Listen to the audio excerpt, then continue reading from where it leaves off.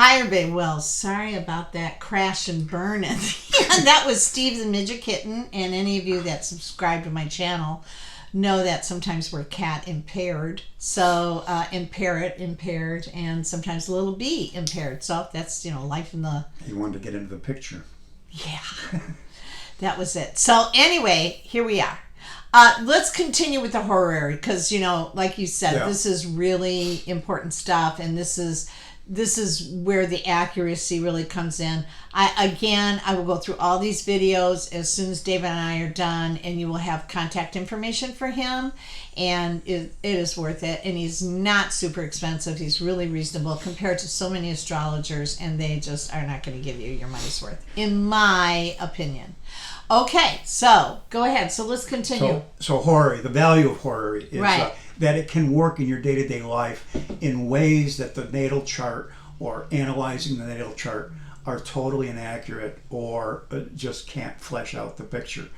It can answer very specific questions quickly and accurately, and you don't need a natal chart. So if you don't have an accurate birth time, right, then this is the perfect route to go. It's what was the bread and butter for traditional astrologers hundreds and thousands of years ago, because there was not a lot of accurate birth information out there, but they still needed to work with it. That's why it's such a huge branch of astrology. I think it's even bigger than natal, but that's just my opinion too. But one of the most famous documented examples was William Lilly, who was the most famous astrologer of his day, died in 1647, ordered one day from a merchant some fish and some Spanish onions. And the merchant said, yeah, I'll get it. I have to order it from London. It'll come up the river. I'll have it for you in a few days. So he ordered it. He came to Lilly a couple of days later and said, I have bad news. I did receive, the fish and onions, but somebody broke into my warehouse and stole it. Lilly immediately went home, cast a chart. He identified the size of the theft, of the thief, his hair color, his complexion, and his body type. He identified the kind of worker that he was and where he probably lived. There was only a couple of choices. There was a person living on the river who matched that description. And Lilly, at the time, his reputation was so good. The local constable, went with Lilly, knocked on the person's door. They admitted to the theft. So back then, even the police believed Lilly, and they I think they wanted to give him back. They'd already eaten the fish, but they still had some. And Lilly said, just keep the whole thing. He was right, though. He cast a chart, so you can find theft, you can find lost items, you can, like you and Joe do, figure out where to move. Okay. Good day to start a business. Good day to get a business Absolutely. license. I've used it for all that. All those things. And that's electional. What's the best day is not necessarily a horary, but it uses horary to establish the election of when is the best time for me to act to have the most likely successful outcome I desire. That's electional. So, but they're very related to each other. And it's once you understand those two that when you look at a natal chart as an astrologer, it will pop before your very eyes. The whole story, it's like every one of the planets are raising their hand because they know their land. I've got a story to tell. That's what I tell people. It's like when I look at a chart, it's a bunch of kids. I'd say 7 planets. It's like 7 kids in a round room. They don't always get along together. Sometimes they're in cahoots. Sometimes they're acting against each other. And it's important if you understand their nature. And trying not to block that planetary energy is very important. When you try to block it, if you're hardwired that way, you are going to have a fairly miserable life. So the question is, how do I work with it? There's always something good.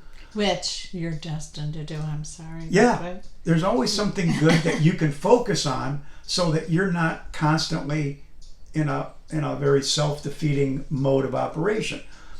It's just a matter of choosing to act in the nature of the best planet in your chart versus constantly just being very emotional and knee-jerk reaction to life. So at any rate, but horary is the best tool. It's what the old ancient masters used most of the time. Lilly, in the last year that he was alive, reportedly ran something like 3,000 horary charts. So it was their bread and butter. They did other things, yes. They did mundane, they did natal. That was all practice. But really, what was the most helpful for the little guy on the street or a royal was horary. And so finding an astrologer that can do horary, that does horary, is very important. I do caution people to be careful, because there's a bunch of yahoos online who are charging $75 to $125 for a horary question. That's ridiculous. Okay, it's ridiculous. You know, I mean, the best that I know out there that are charging a reasonable price, they do it for $45. Mine are $25. And I tell people, even if you come back to me often, I'll drop that, because I want people to get the help they need when they need it.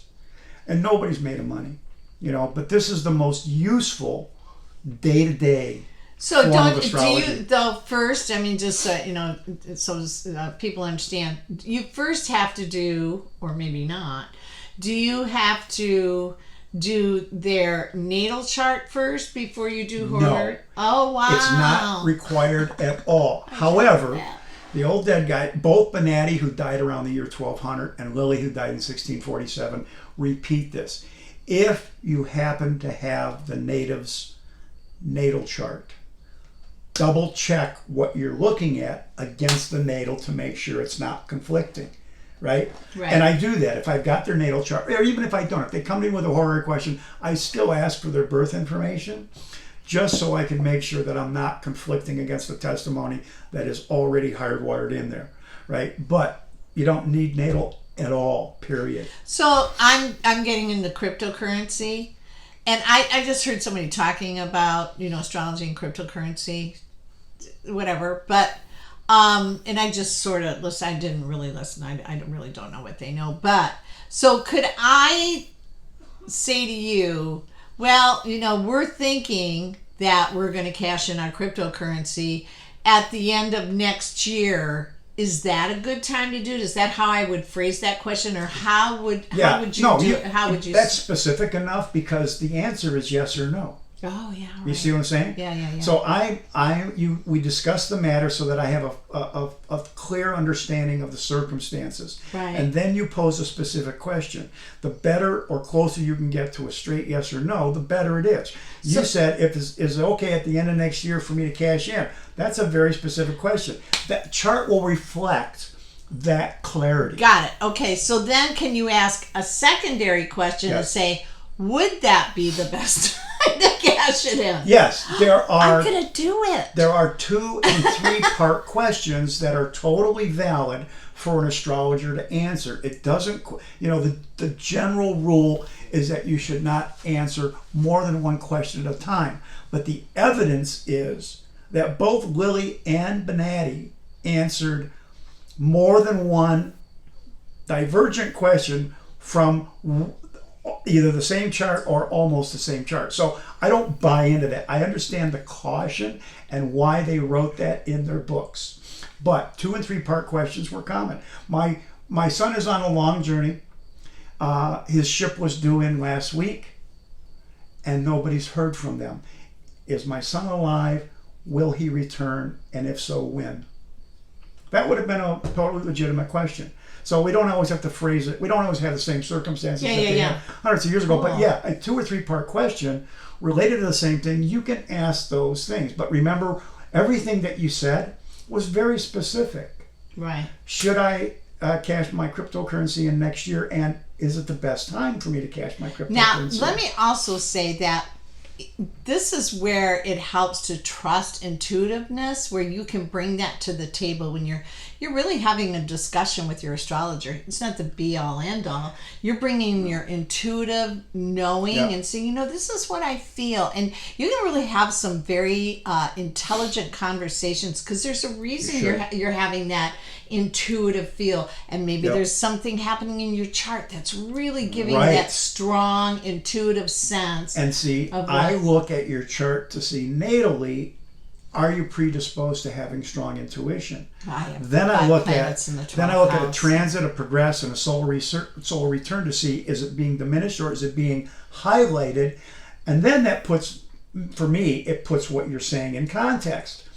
And if your intuition is off the charts in a positive way, you know what? Now I'm going to lean on that when I'm cool. looking at the answer. See, that's so cool. That's in anything, man. I'm telling you, even in like music, I would never ever tell someone you should do this kind of music. You'll always go, what's in their heart? What is their feel? What is their intuitive sense? And then you just try and work with that. Bring what you can to the table. Help them get on the right path of what it is they're feeling that they're about and they want to do. You never just say, hey, you should sing classical music, which is what most vocal coaches do. So interesting. When I look at a chart, I do tailor not the message that I have to say, but how I need to say it. Mercury represents the mind, how it thinks, how it logics, how it communicates, whether it's written or verbal. How do I turn it off? And so that's what Mercury does. It's modified by the sign that it's in, and then it also has a very unique testimony based on the house that it's in. So when I look at a chart, if I've got accurate birth data, I look at the chart, not only take into account what sign Mercury is in, but what house it's in, and I can tailor the information that I'm giving to you in a manner that you'll get it better. You'll understand it better. At least that's my goal.